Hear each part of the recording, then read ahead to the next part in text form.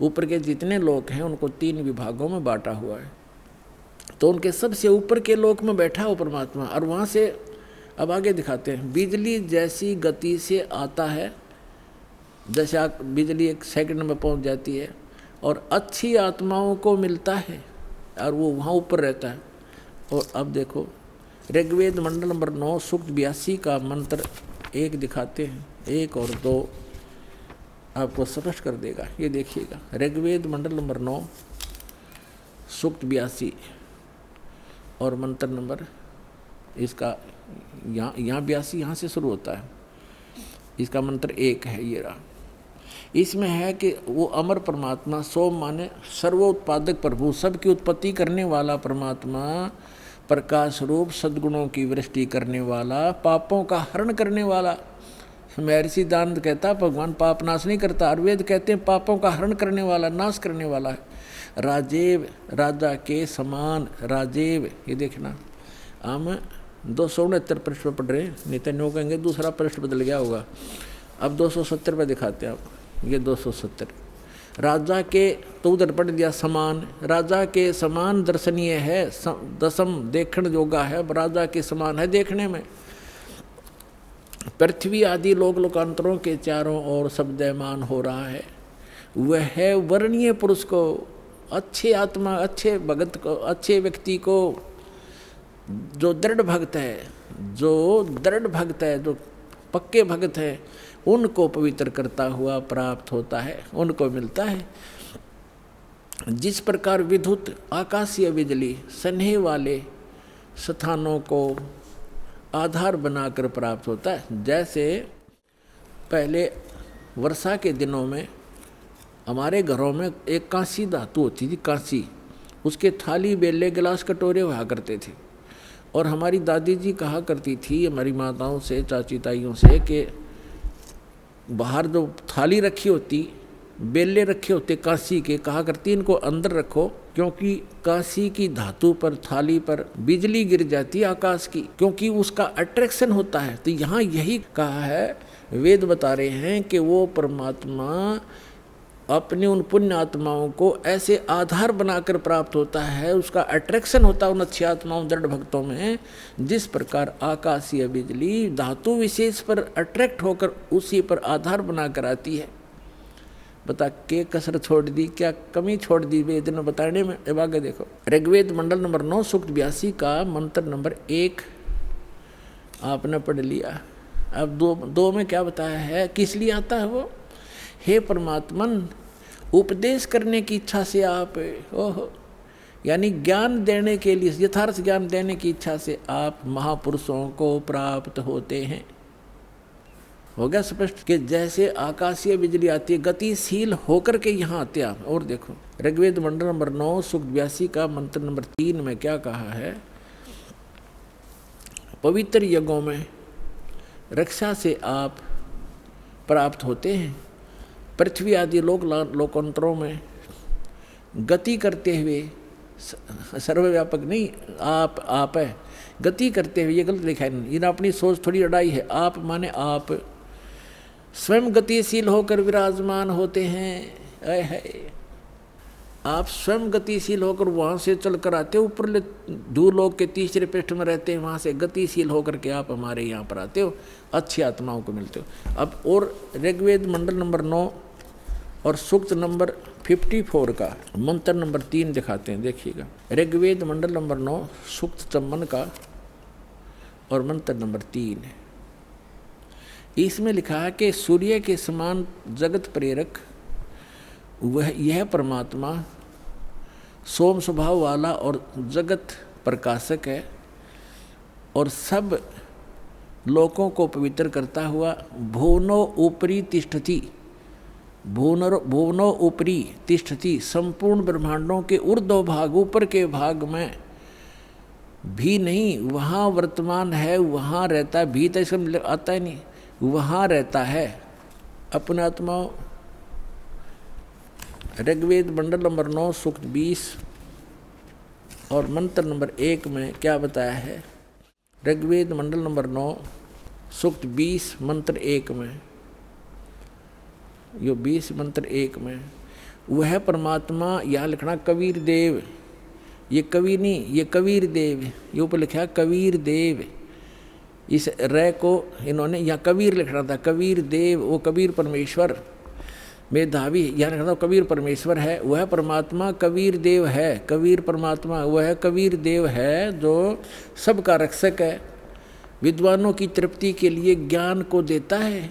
विद्वान यानी वही आकर के वो ऐसा ज्ञान देता जिससे बुद्धिमान लोग तृप्त होते हैं, संतुष्ट होते हैं, और सहनशील है, संपूर्ण दुष्टों को संग्रामों में यानी ज्ञान के युद्ध में तिरस्कृत करता है, सबको पराजित कर देता है अपने तत्व ज्ञान से। अब आज इतना ही इन सदग्रंथों से हमने लेना था। अब दास सुनाएगा।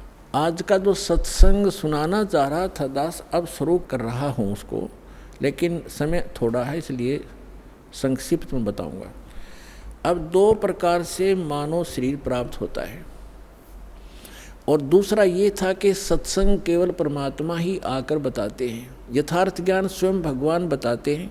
तो वो परमात्मा 600 वर्ष पहले आए थे, उन्होंने यथार्थ ज्ञान दिया, और वो अच्छी आत्माओं को मिलते हैं और उनको फिर यथार्थ ज्ञान से परिचित कराते हैं। उसके लिए परमेश्वर ने स्वयं कहा है, चारों युग में मेरे संत पुकारे, कूक कहा हम हेल रे, हीरे माणक मोती बरसे, ये जग चुगता ढेल रे।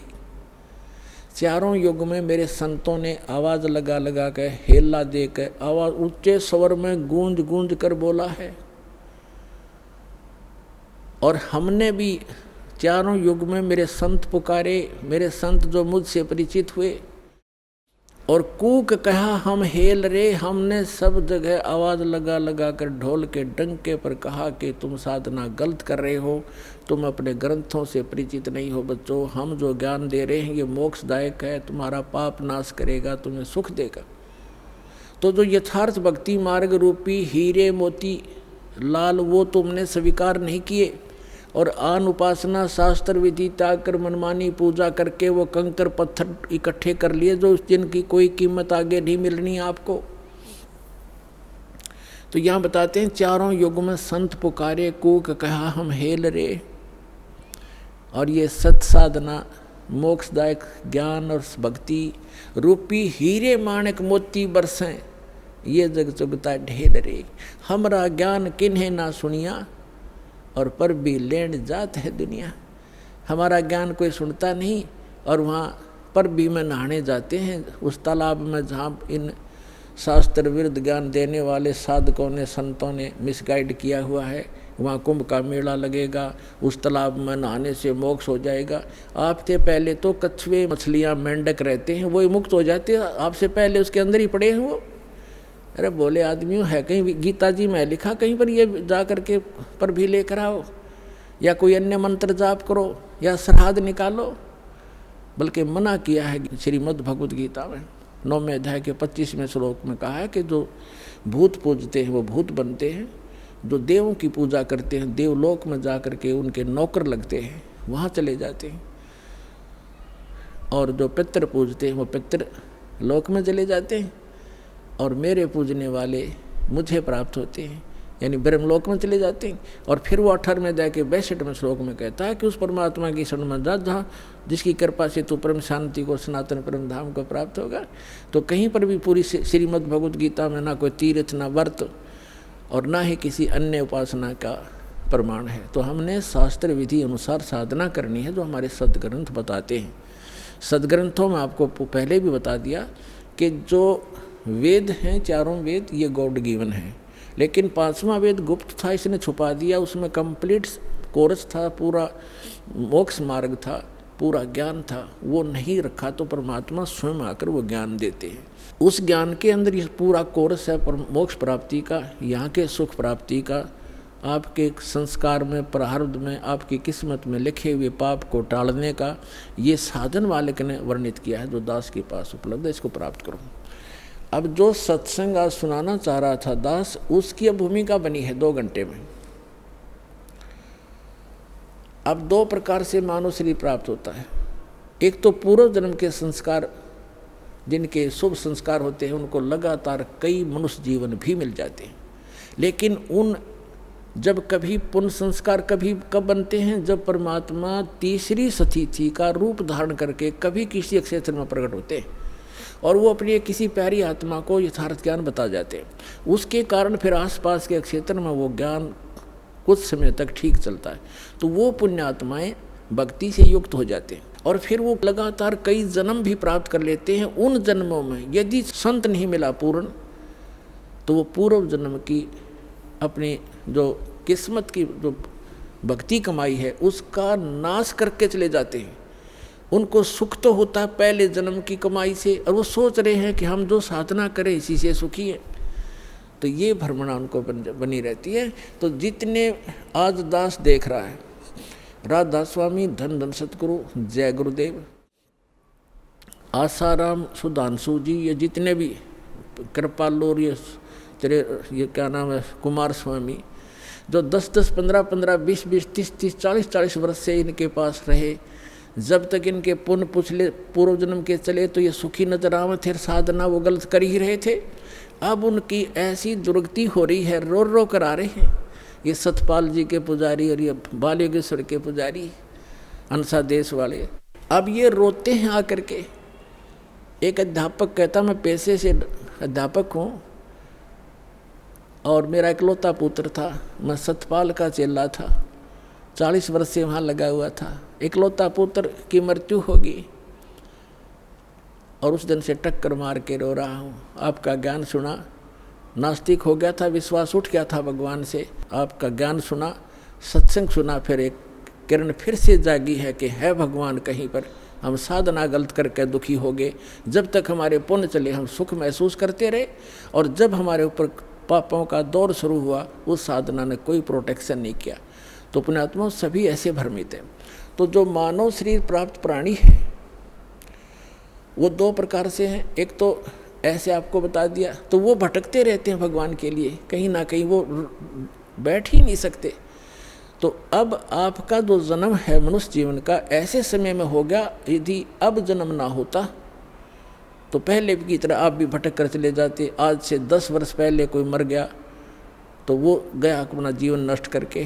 तो आपका जो मनुष्य जीवन हुआ है, धन्य आपके माता पिता जिनसे जन्म हुआ है। आप तो भक्ति पर लगे लगाए हो, आपको तो बहुत थोड़े से समय में समझाया जा सकता है। और दूसरी प्रकार के जो 84 लाख योनियां भोग करके मानव शरीर प्राप्त किए हुए हैं, तो वो क्या करते हैं, उनको आप कितना ही कोशिश करो, वो ठीक है परिश्रमी भी होते हैं, क्योंकि पहले पशु पक्षी बनकर सारा दिन परिश्रम में लगे रहते थे रोजी रोटी के लिए। एक चींटी है सारा दिन एक कण की आवश्यकता पता नहीं कितने चक्कर काटती है एक कण के लिए, एक पल की चैन नहीं। तो उनका स्वभाव ये होता है कि माया के लिए संघर्षशील रहते हैं, भक्ति के लिए कहते हैं तो कहते हैं मुझे समय नहीं, और भक्ति सुनाना चाहते हैं तो उनके गले उतरती नहीं, उठकर चले जाते हैं। तो क्या बताते हैं कबीर साहब, कहते हैं कबीर पिछले पाप से हरि चर्चा ना भावे ना सुहावे, कहूँगे कह उठ चले ना और बात चलावे। जो पूर्व जन्म के संस्कारी प्राणी नहीं होते हैं या जिनके पाप कर्म अधिक बढ़े हुए होते हैं, उनके सामने सत्संग की चर्चा की जाती है भगवान की, तो उसके 3 लक्षण हैं। जो भक्तिहीन कर्महीन प्राणी होता है, कबीर साहब कहते हैं कबीर पिछले पाप से हरि चर्चा ना सुहावे, और कहूँगे चर्चा चलते लटके लेगा, और ना कोई और चर्चा शुरू कर देगा। अच्छा सुन, एक बात सुन मेरी, वो फलाना काम वैसे था, वो जैसे आप कोशिश करते हो को रिश्तेदार भाई बहन मित्र को चर्चा सुनाते हो, 2 सेकंड सुनता है, फिर वो ध्यान ऐसे ऐसे रहता, ऐसा है ना वो एक काम जो आप वो ऐसे हो गया उसको ऐसे हो गया, आपको भी डिस्टर्ब कर देगा, आप बताना चाहते हो। और तीसरा कहते हैं फिर मुझे काम याद आ गया, फिर मिलूँगा, उठ कर चल जाएगा। कबीर भगवान बताते हैं कि कबीर पिछले पाप थे, जिनके पाप घने बढ़ गए, हरि चर्चा ना सुहावे, अच्छी नहीं लगेगी, और कहूँगे कह उठ चले ना और बात बनावे। तो ये उस व्यक्ति के लक्षण हैं जो पिछले जन्म के पापों से ज़्यादा ग्रस्त है। सीधा ही वो 84 लाख प्रकार के प्राणियों से, पशु पक्षियों की योनि से प्राप्त सीधा मनुष्य जीवन प्राप्त किया है। तो उसके अंदर भक्ति प्रवेश करना बड़ा कठिन होता है, लेकिन हो जाती है। उसको थोड़ा ज़्यादा समय लगेगा इस ज्ञान को समझने में, और शुरुआत एक बार हो जाती है, धीरे धीरे किसी ना किसी जन्म में तो वो हो ही जाती है। एक कागभूषण नाम के, अपने पुराणों में भी इसका प्रमाण आता है, कागभूषण नाम के एक महापुरुष हुए हैं, और एक गरुड़ जी जो श्री विष्णु जी के वाहन माने जाते हैं। इन दोनों की एक बार आपस में चर्चा हुई। कागभूषण कैसे हैं, उनका बाकी का शरीर मनुष्य सदृश है, लेकिन चोंच और ऊपर का हिस्सा जो मुंह है वो कौवे का है, उसको कागभूषण कहते हैं। इन दोनों की आपस में एक बार चर्चा हुई। कागभूषण से गरुड़ जी ने पूछा, हे भूषण जी, आपके पास बैठने से मुझे बहुत शांति मिलती है। आपने यानी ये भक्ति विधि और ये अमरत्व, क्योंकि कागभूषण जी की काफ़ी लंबी आयु हो गई है, काफ़ी प्रलय उसके सामने हो चुकी हैं, अभी भी वो विद्यमान है। तो उसके लिए पूछा कि आपको ये कैसे प्राप्त हुई। तब कागभूषण ने कहा कि एक लंबी कहानी है गरुड़ जी। मैं एक बार 20 वर्ष की उम्र थी मेरी, और एक भयंकर अकाल गिर गया। हम भाई बहन थे, मेरे से छोटे मेरे भाई बहन थे। उस अकाल के दौरान वो भूख सहन नहीं कर सके, उनकी मृत्यु होगी। मेरे माता पिता की भी मृत्यु होगी, वो भी भूख सहन नहीं कर सके। मैं युवा था, जिस कारण से मैं उस अकाल को झेल कर माता पिता और परिवार के नाश होने के बाद उस क्षेत्र को छोड़कर मैं अवंतिका नगरी में चला गया। वहाँ अकाल नहीं था। उससे पहले मेरे असंख्य जन्म चले गए, मनुष्य जीवन मैंने बर्बाद कर दिए, कभी मैंने भक्ति नहीं की, क्योंकि वो पिछले जन्म मुझे अब मेरी दिव्य दृष्टि खुल जाने से नज़र आ रहे हैं कि पिछले मानव शरीर मैंने कैसे बर्बाद किए थे।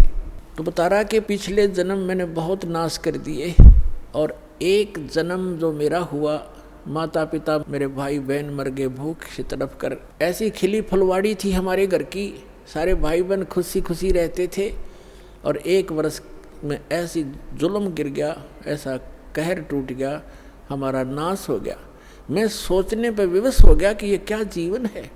कल तक हम कैसे खुशी मंगल से रहते थे, प्यार करते थे, कहाँ गए आज मैं टक्कर मार लिया, रो लिया, सारा कुछ कर लिया, वो मिल नहीं रही।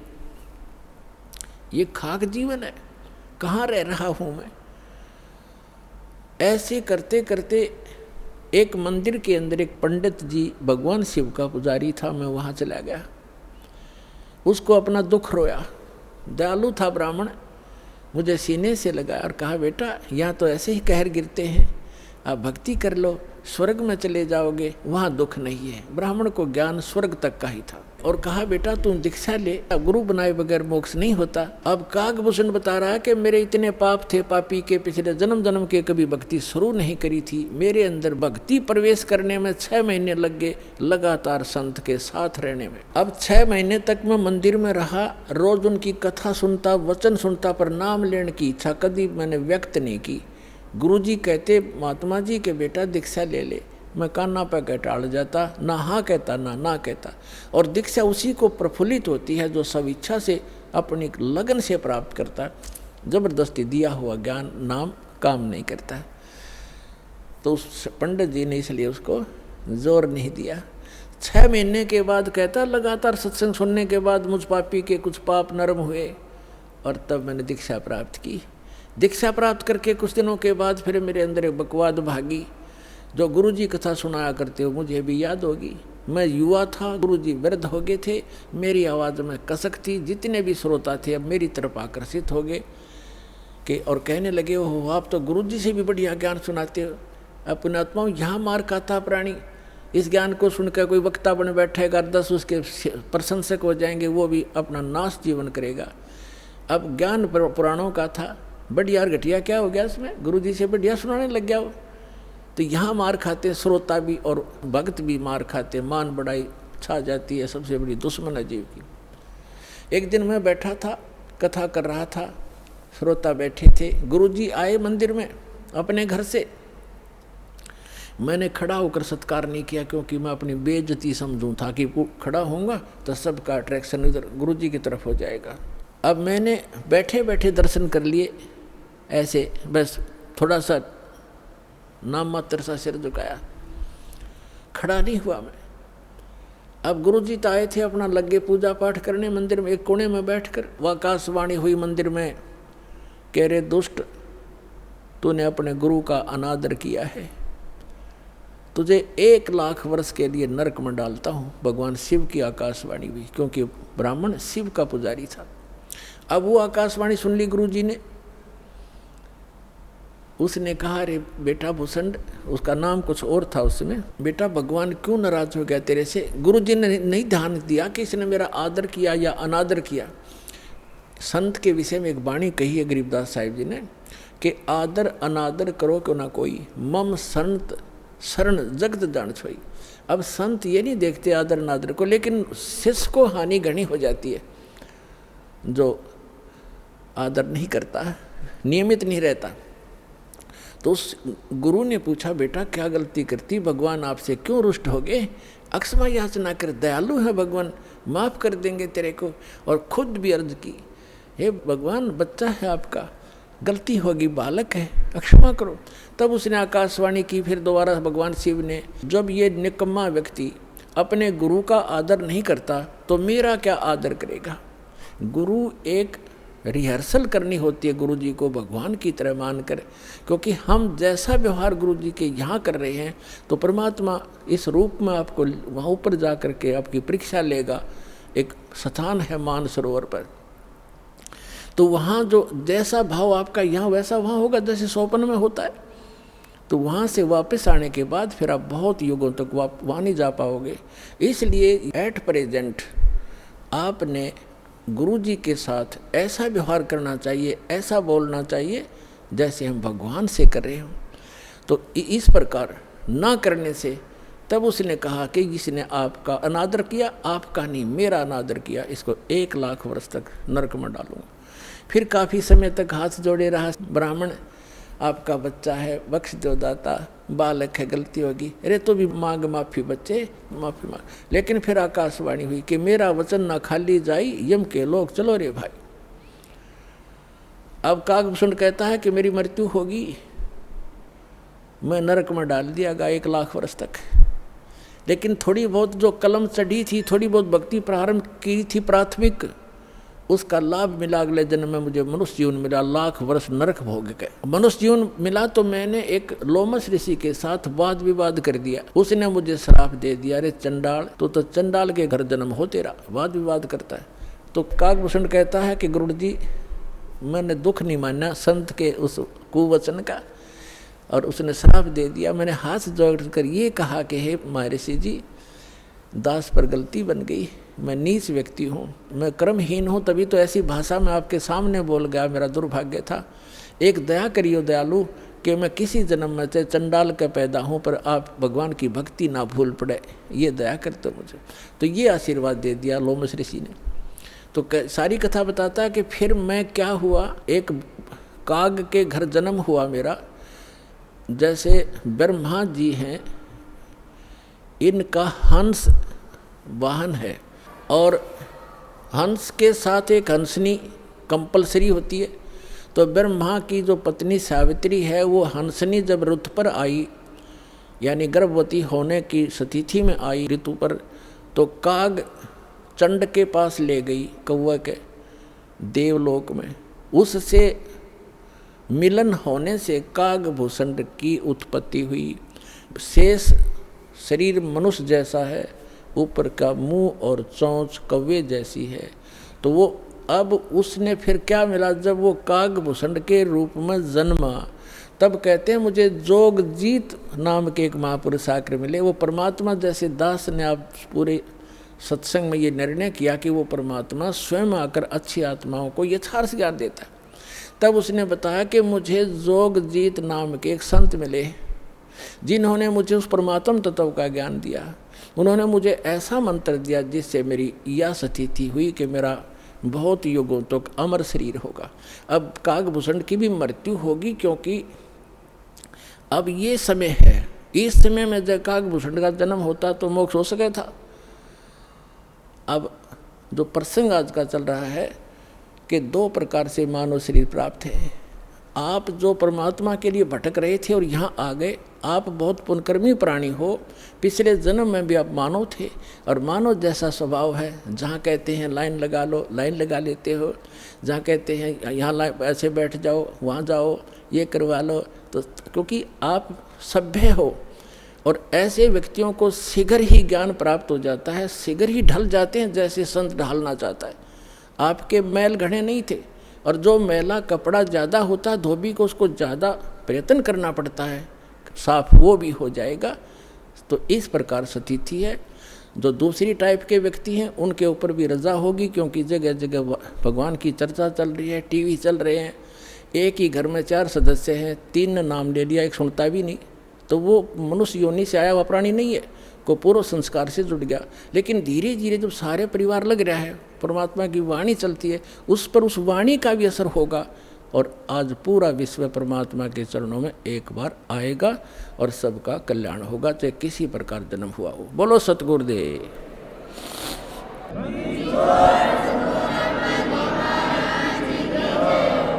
परम पिता परमात्मा पूर्ण ब्रह्म सारी सृष्टि के रचनहार कबीर देव कबीर परमेश्वर जी की असीम रजा से आप सभी पुण्यात्माएं सत्संग श्रवण करने के लिए उपस्थित हो पाए। मानुष जन्म दुर्लभ है, मिले न बारंबार,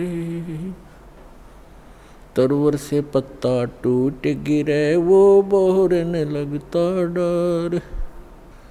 पृथ्वी पति चकवे गए जिनके चक्र चलंत, रावण सरीखे कौन गिण हैं ऐसे गए अनंत। मानुष जन्म पाय के जो नहीं रटे हरि नाम, जैसे कुआ जल बिना फिर बनवाया क्या काम।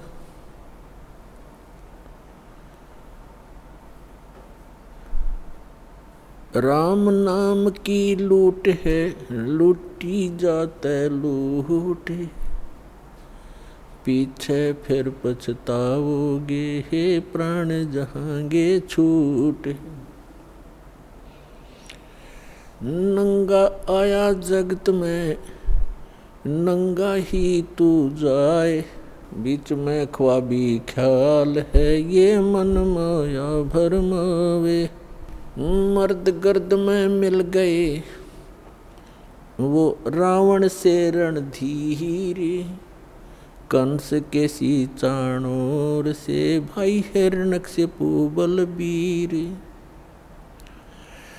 तेरी क्या बुनियाद है जीव जन्म धर लेते, गरीब दास हरि नाम बिना तेरा खाली रह जा खेत। जिन हर की चोरी करी और गए राम गुण बोले, ते बेदना बागुल किए है रहे उर्द मुख झोले।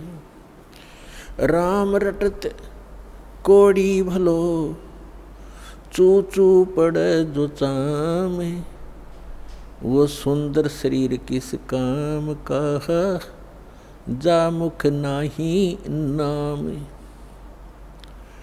राम रटत कन्या भली साकट भलो न पूते, जैसे छेरी के गल में गल थना जिसमें दूध ना मूते। राम रटत दारिद्र भलो टूटी घर की छान, वो सुंदर महल किस काम के जहाँ भक्ति नहीं भगवान। कबीर जिव्या तो वाए भली जो जप हरि नाम, नहीं तो काट के फेंक दियो ये मुख में बलो ना चाम। परम पिता परमात्मा परमेश्वर हमारे पिता, सबके जनक, सर्व उत्पादक परमात्मा प्रभु कबीर साहिब जी, कबीर जी ये परम अक्षर ब्रह्म हैं, सारी सृष्टि के रचनहार हैं। और पुण्यात्माओं, आपके ऊपर रहम किया उस दीन दयाल ने, आपको ये तत्व ज्ञान समझाया, आप तक पहुंचाया। आप तक ये तत्व ज्ञान पहुंचाने के लिए उस परमेश्वर ने कितने कितने कष्ट उठाए। आप तक पहुंचने के लिए उस परमात्मा ने भिन्न भिन्न भेष बनाए। और आप जी ने इस काल की भांग को इतना पी लिया कि इस काल के इस नकली सुख, इस झूठे सुख के नशे में आप भगवान को पहचानना भूल गए। परमेश्वर कहते हैं, मैं रोवत हूँ सृष्टि को, सृष्टि रोवे मोहे, गरीबदास इस वियोग को समझ न सकता कोई। हमारे पिता कहते हैं, हमारे भगवान कहते हैं कि मैं तुम्हें रो रहा हूँ, तुम्हारे लिए भटक रहा हूँ कि तुम गलत स्थान पर रह रहे हो। या कोई जीव सुखी नहीं, या सुख नाम की वस्तु नहीं। और आप यहाँ सुख खोज रहे हो और सुख देने वाले उस भगवान की खोज कर रहे हो, उसके लिए रो रहे हो, तड़फ रहे हो। मैं तुम्हारे लिए रो रहा हूँ कि मैं हूँ वो परमात्मा, मैं तुम्हारा जनक हूँ, मैं तुम्हारा पिता हूँ। आप जी ने ये गलती की जिस कारण से आप इस काल कसाई के यहाँ फंस गए हो। किसी का बेटा मार रहा है, किसी की बेटी मार दी, कोई किसी का जमाई मर गया, किसी के कैंसर होगी, किसी की टांग कट गई, किसी को कैंसर है, कोई कोड से भुगत रहा है। और शेष बचे हुए ये सोचते हैं कि हम ठीक हैं। यदि आप रोग रहित हैं, कल मृत्यु होगी, फिर गधे बन जाओगे, तो क्या खाक ठीक हो आप? इसलिए परमात्मा याद दिलाते हैं, कबीर ये माया अटपटी, सब गट आन अड़ी, किस किस को समझाऊं, या कुएं भांग पड़ी। परमात्मा कहते हैं, किस किस को समझाऊं। इस काल भगवान ने इस नकली सुख की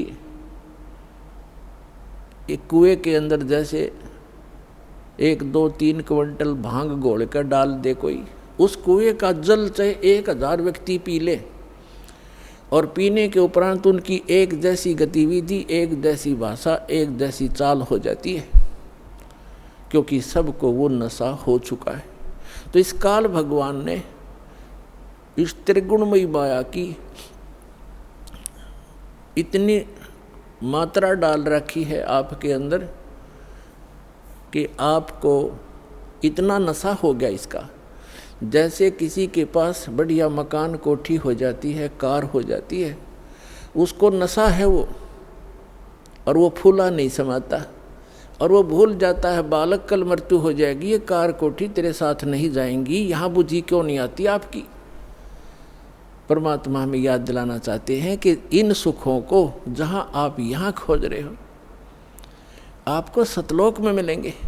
यहाँ तो आपने जो कार भी व्यवस्था कर ली, 36 पंगे पाक है, फिर उसमें कोई इंजन में गड़बड़ है, कोई पेट्रोल डलवाना, जेब देखनी पड़े। सतलोक में चलो, आपको विमान मिलेंगे, विमान मिलेंगे, और आपकी मन से जहाँ चाहोगे 1 सेकंड में उड़कर आप पूरा परिवार बैठकर कहीं घूम सकते हो। कोई पैसा नहीं लगेगा, आपको सब वस्तु मुफ्त मिलेंगी, सब सुख होगा, आपकी कभी मृत्यु नहीं होगी। आपका ऐसा ही परिवार वहाँ सतलोक के अंदर होगा। अभी तक ये मूर्ख बनाया करते थे नकली संत कि वहाँ प्रकाश ही प्रकाश है, चेतन ही चेतन है, आत्मा उसमें जाकर ऐसे मिल जाती है जैसे बूंद समंदर में। फिर खा क्या करेंगे वहाँ जा करके, इससे यहीं दुख सुख यहीं ठीक है। तो उनको अकल थी नहीं, ज्ञान था नहीं, उनका सवन भाव नहीं था, क्योंकि उनकी साधना गलत थी, उनका ज्ञान गलत था। वो काल प्रेरित थे, काल के भेजे आए हुए हैं।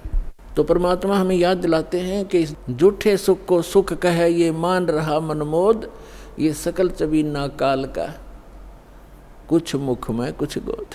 अपना आत्मा आप देख रहे हो, कहीं पर भूकंप आ जाता है, हजारों लाखों की संख्या में मानव मर जाते हैं, अन्य प्राणियों की तो गिनती ही नहीं।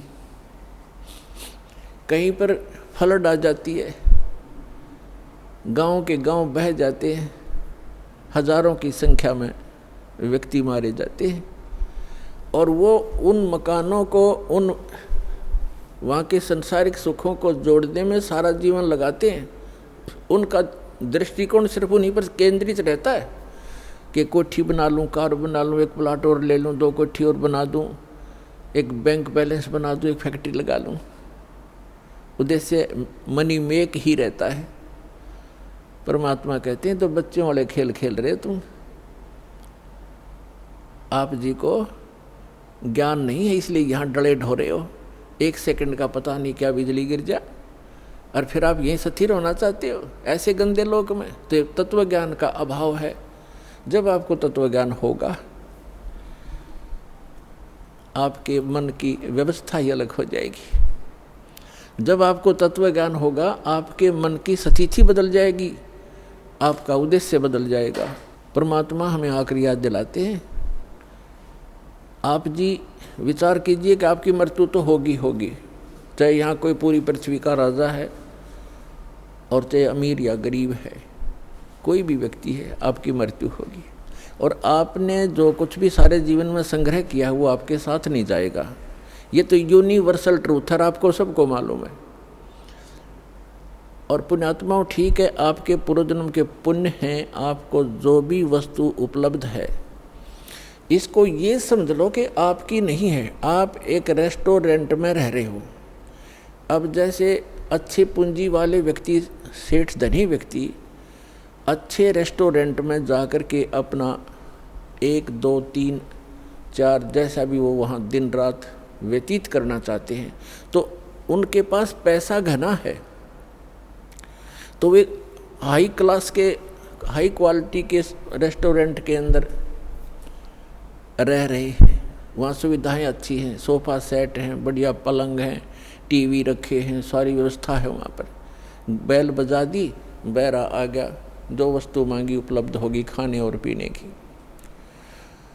और एक गरीब व्यक्ति जाके एक सिंपल होटल में रुका है जिसमें एक तख्त पड़ा है और सिंपल आहार है, थोड़ा खर्चा है उसका।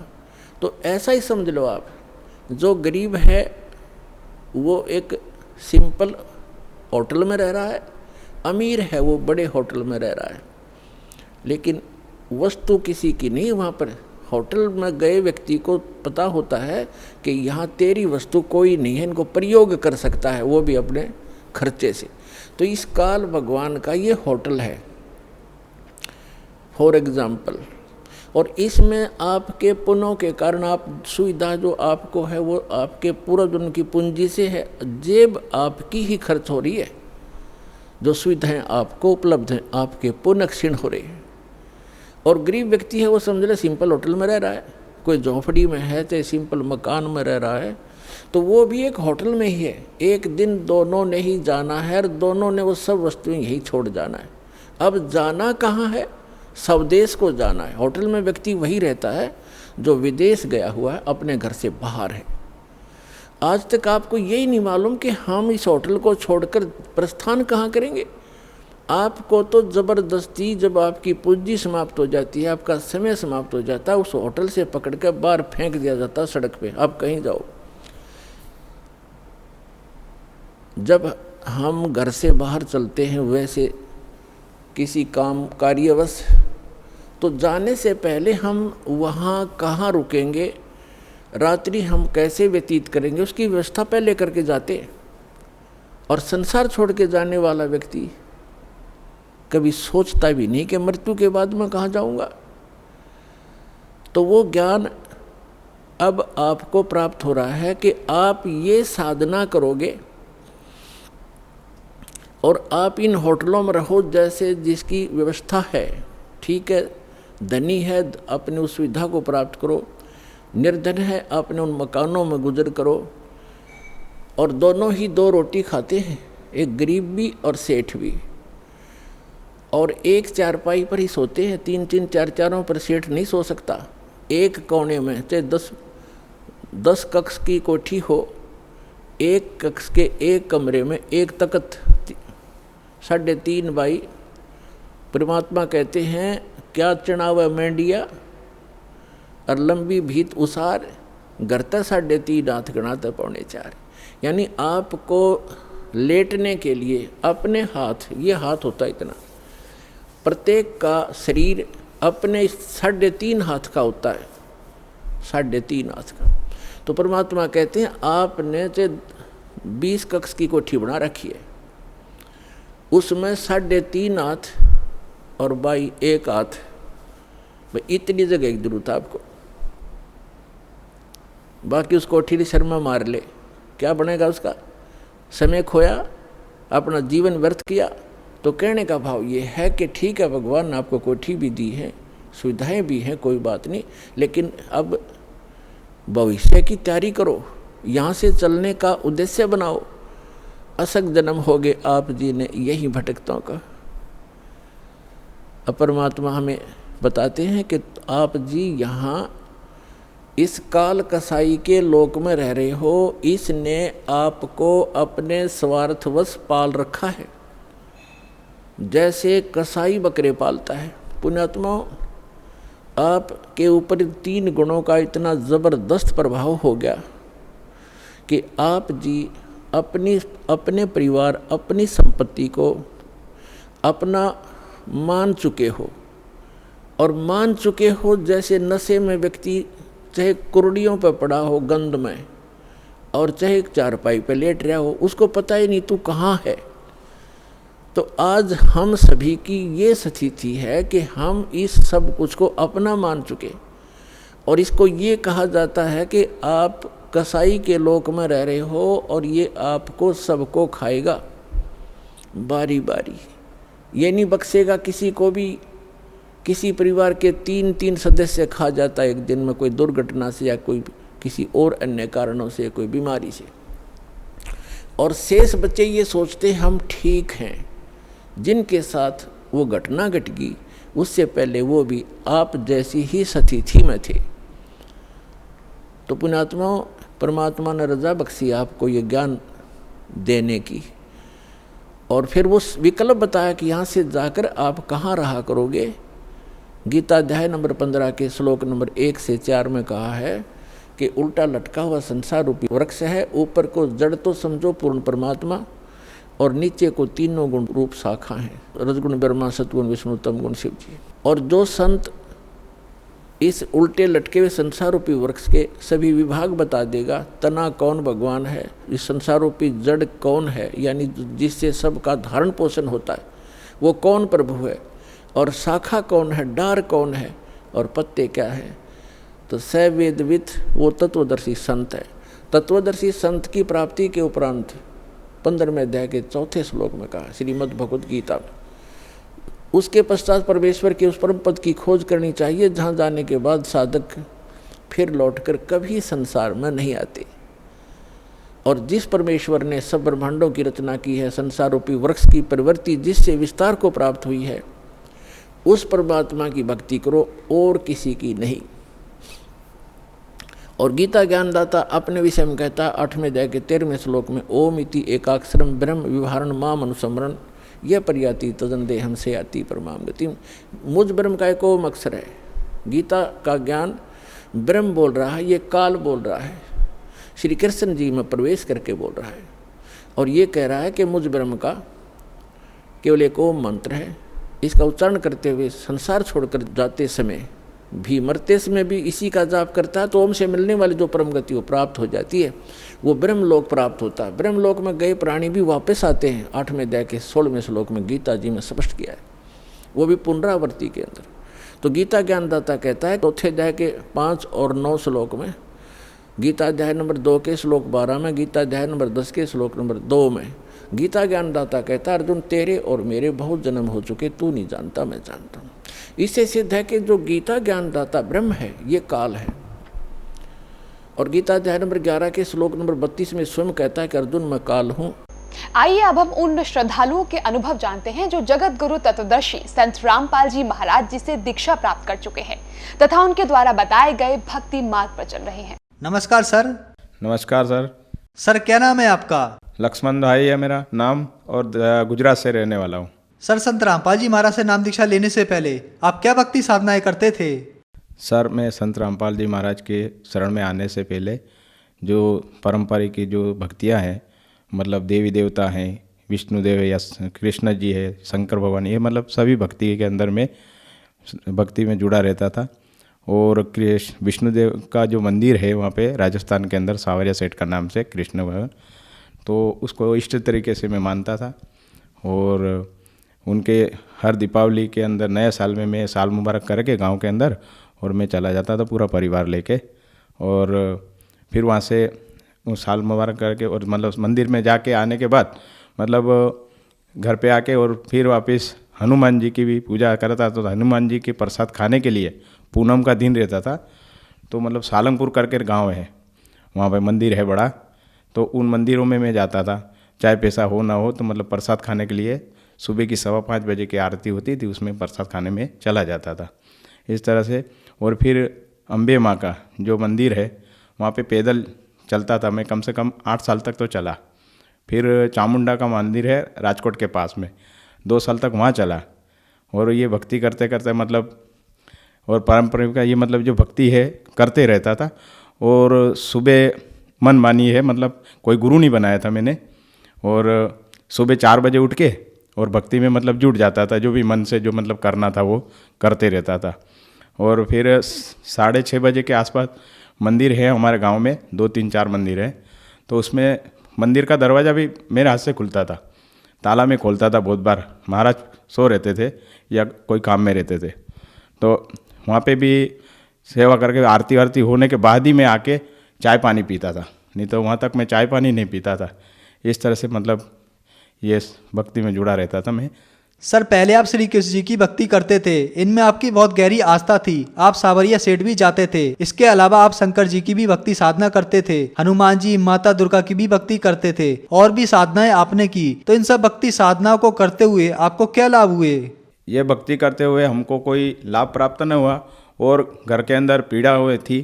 मतलब पहले ही परेशानी तो क्या है कि बच्चा था, बड़ा लड़का है, तो पहले ही बचपन से ऐसा एमआर था, मतलब माइंड से डिफेक्ट था, और 50% डिफेक्ट, मतलब डॉक्टरों ने भी बोल दिया कि बोले ये बचपन से है तो इसका कोई इलाज हो सकता नहीं, ऐसे करके मेरे को ना बोल दिया। मैंने 2-3 हॉस्पिटलों में भी बताया था।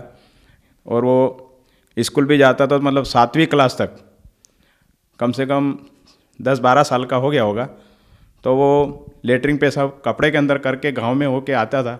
तो गांव वाले सब बोलते थे कि बच्चा किस तरह से मतलब जीवन गुजारेगा।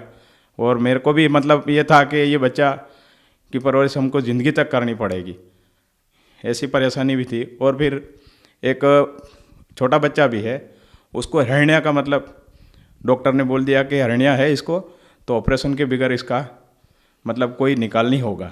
हमारे घर से जो है हमारी पत्नी, वो भी मतलब माइंड से एमआर टाइप से मतलब माइंड इफेक्ट था, अगर कोई कुछ बोल दे तो गुस्सा करके और तोड़ फोड़ भी कर लेती थी। फिर हमारे पिताजी जो थे, उनको मतलब कोई खेत के अंदर काम करते तो एक जानवर ने कहीं काट लिया था, उससे पूरा शरीर सड़ता है, वो चीज़ थी, तो उससे मतलब पैर सड़ने लग गया। तो डॉक्टर ने बोल दिया कि इसका पैर काटना ही पड़ेगा, इसकी कोई इलाज नहीं है। और फिर डॉक्टर ने बोला, तो फिर हम तो घर पे आए, मतलब काटने का पैर काटे तो ज़िंदगी तो ख़राब ही हो जाए। और फिर हमारे मम्मी है, तो हॉस्पिटल के अंदर उसको भर्ती कर रखा था, 60,000 रुपये भी हो गए थे, और ऑक्सीजन पे थे, मतलब लास्ट पॉइंट पर। तो मतलब बहुत सारे, तो भी मैं ये भक्ति के अंदर मेरे को कोई लाभ नहीं, नुकसान ही होता जा रहा था और हानि ही हानि हो रही थी। सर फिर संत रामपाल जी महाराज की शरण में आप कैसे आए? एक हमारे पड़ोस गांव में है, मांडीबार करके गांव है, वहाँ पे किरीट भाई करके नाम है। वो कोई बोले कि एक सत्संग आता है, तो वो देखा है, 1.5 साल से देख रहे थे। तो वो बोले कि हम अनजान हैं, घूमे हुए नहीं है, हमारा देखा हुआ नहीं है, बहुत दूर है हरियाणा। तो हमको मतलब गुरु वहाँ पे दीक्षा लेने जाना है और आश्रम देखना है। तो फिर उनके साथ में मतलब मैं यहाँ पे आश्रम तक पहुँच गया। अब मैं कोई भक्ति के हिसाब से नहीं आया था, क्योंकि मैं तो जानता भी नहीं था, मगर वो भाई लेके आया।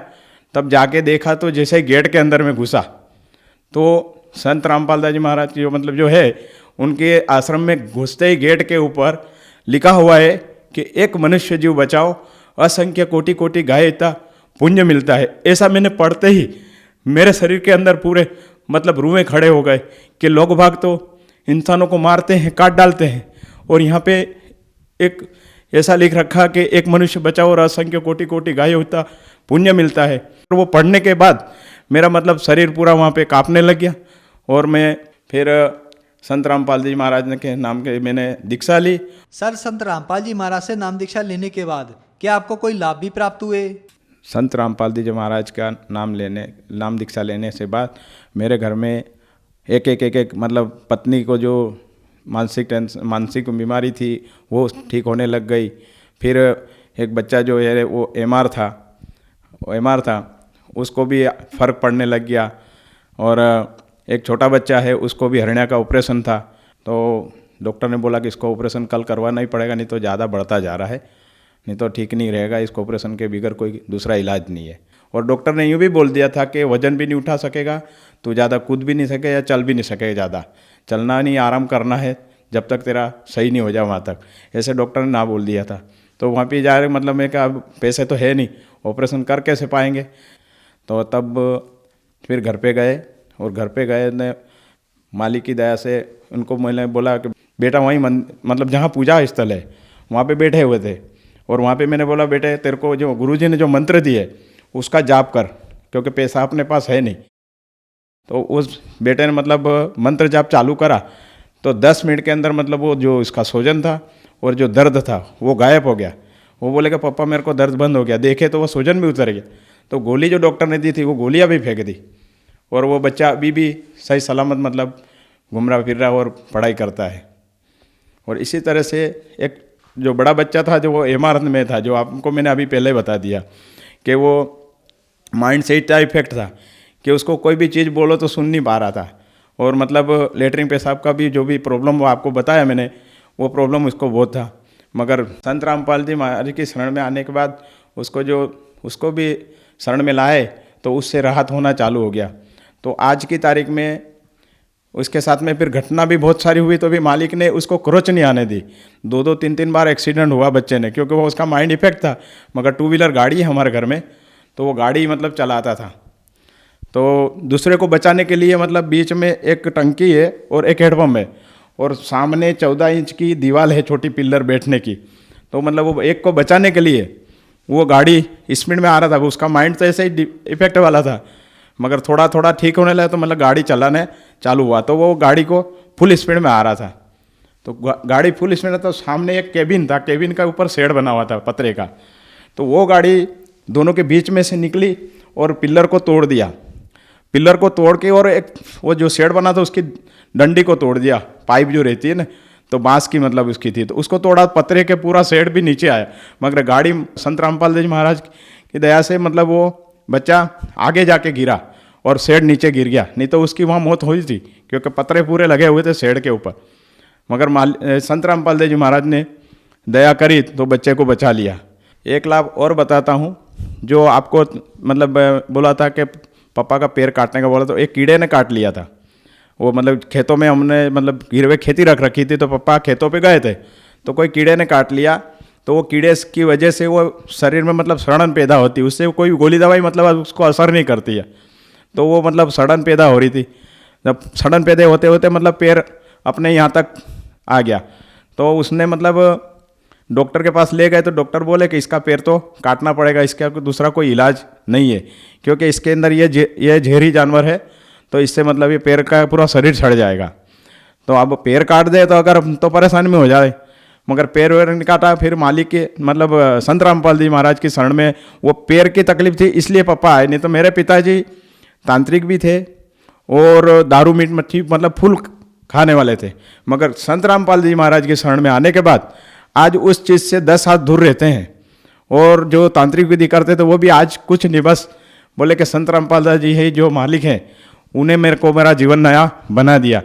और मेरी मम्मी को जो था ऑक्सीजन पे थी और 60,000 रुपये खर्च हुए तो भी ऑक्सीजन मतलब बंद नहीं कर रहा है, ऑक्सीजन साथ में रखना पड़ता था। मगर मैंने मेरे मुंह से बोला, मैंने कहा संत रामपाल जी महाराज का नाम रटन कर, वही मालिक है और वही अपने को सही करेगा और तेरे को वही बचा सकते और कोई बचा नहीं सकेगा इस पृथ्वी में। उसको दूसरे ही दिन हॉस्पिटल से ले आए और वह आप स्वच्छ अभी घूम रही है। सर एक लाभ और बताता हूँ, जो हमारी भगवती मतलब हमारी पत्नी जो है वो मतलब पानी का बेड़ा लेके आ रही थी, तो घर के आगे एक टंकी है मतलब ओटले के अंदर, तो ढक्कन कुछ खुला रहा मतलब, तो वहाँ पे वो बेड़ा लेके मतलब गिरी थी तो उसका पैर मतलब क्रैक हो गया था। तो हम समझा कि कोई ज़्यादा चोट नहीं लगी होगी, मैं गुरुजी के शरण में आए हुए तो थे, तो चोट नहीं लगी होगी ऐसे कर, मगर वो बोले कि दर्द है मेरे को। तो हम वैद्य के पास ले गए, जो हड्डी वड्डी मतलब देखते हैं ना, तो वैद्य के पास ले गए तो वैद्य ने बोल दिया कि खाली चमड़ी में से बाहर निकली नहीं, हड्डियाँ सब मतलब बिखर गई है। मगर मैंने लाल लेप और मतलब वो क्या बोलते हैं गर्म पानी और इससे मतलब उसको पट्टी बांध दी और मैंने कहा संत रामपाल जी महाराज ने जो मंत्र दी है उसका सुमरण तो कर। और रात भर मतलब वो मंत्र करती रही और वो मंत्र जो कर रही थी, तो मंत्र करने से उसको रात को जबकि उसको हमने मतलब बिस्तर में मतलब पलंग के ऊपर खाना वाना सब हमने दिया, अब वो खाना भी खाया उसने, उठ नहीं पा रही ऐसी हालत हो गई थी मतलब पैर से। तो उन्होंने मतलब जब मंत्र चालू करे और रात के 3:30 बजे वो खुद अकेली उठ के और बाथरूम के अंदर मतलब गई, जब दरवाजा का आवाज़ आया मेरी नींद खुली तो देखे तो वो जा रही। अरे मैं कहा तू कहाँ जा रही है, परेशानी हो जाएगी? बोले नहीं मेरे को पैर ठीक हो गया। बोले मेरे को उस समय मतलब उसी समय मेरे को रोना आया और मैं कहा ये क्या, रब जबकि वेद ने बोल दिया कि इसके खाली चमड़ी में से बाहर हड्डी नहीं निकली, पैर फ्रैक्चर पूरा हो गया है, तो ये कैसे है, ये क्या चमत्कार है। और फिर आज वो भगवती उसको नाखून में कोई तकलीफ नहीं है, वो भी अभी मालिक की शरण में मतलब संत रामपाल जी महाराज की शरण में है और आज उनको हर प्रकार का लाभ मिलता है और माइंड से भी और हर चीज़ से मतलब कंप्लीट है। सर जो श्रद्धालु आज आपको देख रहे हैं, आप उन्हें क्या संदेश देना चाहेंगे? जो बहन भाइयों हैं जो देख रहे हैं, तो संत रामपाल जी महाराज की शरण में आने के बाद जो मतलब मैं पहले जो दुखी था और पूरा परिवार मतलब मेरे मम्मी पापा से लेके सभी पीड़ित जो थे और जो गंभीर परेशानियां थी, आज उसमें से मैं संत रामपाल जी महाराज के शरण में आने से वो सब बीमारियां ख़त्म हो गई। और इसी तरह से आप सब भाई बहनों को बोलना चाहता हूँ, प्रार्थना करना चाहता हूँ कि आप भी संत रामपाल जी महाराज के शरण में आके अपना मोक्ष और अपना कल्याण कराने की प्रार्थना करता हूँ। सर संत रामपाल जी महाराज की शरण में कैसे आया जा सकता है? सत्संग देख रहे हैं, संत रामपाल जी महाराज का चैनल है, उनके ऊपर संत रामपाल जी महाराज का सत्संग आता है, उसके नीचे एक पट्टी आती है, उसमें नंबर नोट किए हुए हैं जो आश्रम के हैं, और उस नंबरों पे से आप कांटेक्ट करके वहाँ से पूछ के और नज़दीक के नामदान केंद्र से आप नाम दीक्षा ले सकते हो। धन्यवाद सर। सत साहेब।